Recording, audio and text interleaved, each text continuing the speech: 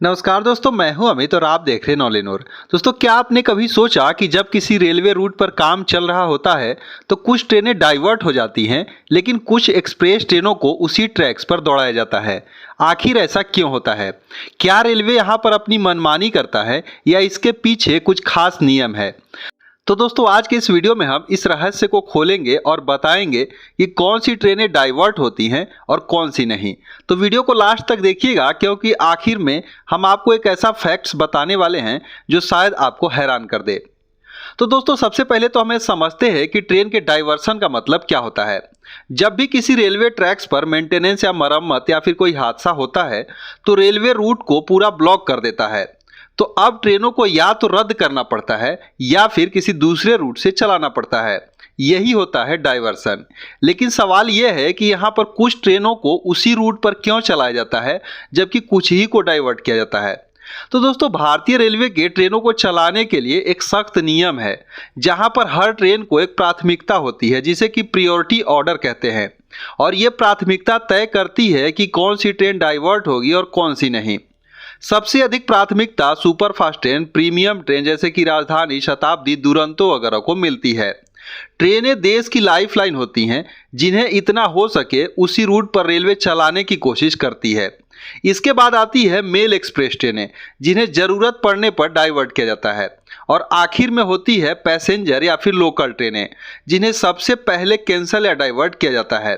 दोस्तों, रेलवे का मकसद होता है कि ज़्यादा से ज़्यादा लोग सही समय पर अपने मंजिल तक पहुंच सके, खासकर लंबी दूरी की यात्रा करने वाले लोग। इसीलिए सुपरफास्ट ट्रेनों को प्राथमिकता दी जाती है। दोस्तों, अब सवाल यह है कि डाइवर्सन का फैसला कौन लेता है और किस प्रकार से लेता है। तो ये काम रेलवे के डिविजनल कंट्रोल रूम से होता है। जब भी किसी रूट पर काम शुरू होता है तो कंट्रोल रूम से कई सारी चीज़ों को ध्यान रखा जाता है, जिसमें पहला होता है ट्रेन की स्पीड और शेड्यूल। सुपरफास्ट ट्रेनें तेज चलती हैं और उनका शेड्यूल जो होता है वह टाइट होता है। उन्हें डाइवर्ट करने से समय और ईंधन दोनों बर्बाद होंगे। इसीलिए रेलवे इन्हें उसी रूट पर चलाने की कोशिश करती है, भले ही धीमी गति से हो। इसे दूसरे जगह डाइवर्ट करने की कोशिश नहीं करती है। दूसरा होता है यात्रियों की संख्या। दोस्तों, ज्यादा यात्री वाली ट्रेनों को प्राथमिकता दी जाती है। अगर डाइवर्सन से ज्यादा यात्रियों को असुविधा होती है तो रेलवे कोई वैकल्पिक रास्ता ढूंढता है जहां पर यात्रियों को असुविधा ना हो और ज्यादा से ज्यादा यात्री अपने सही समय और सही गंतव्य से पहुंच सकें। दोस्तों, तीसरा होता है वैकल्पिक रूट की उपलब्धता। अगर दूसरा रूट व्यस्त है या फिर उसमें कोई काम चल रहा है तो डाइवर्सन मुश्किल हो जाता है। ऐसे में कम प्राथमिकता वाली ट्रेनों को डाइवर्ट किया जाता है। दोस्तों, एक और नियम होता है सुरक्षा का, जहां पर रेलवे का पहला नियम है सुरक्षा।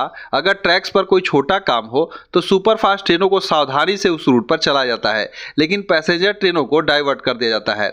इन सब के आधार पर रेलवे कंट्रोल रूम से एक डाइवर्सन प्लान बनाता है, जो सभी स्टेशनों और टीटी वगैरह को भेजा जाता है।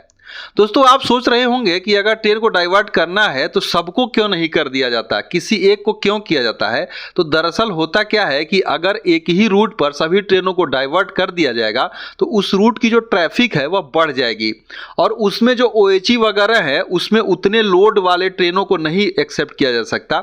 मतलब कि ओएचई जो है उस पर ज़्यादा लोड हो जाएगा।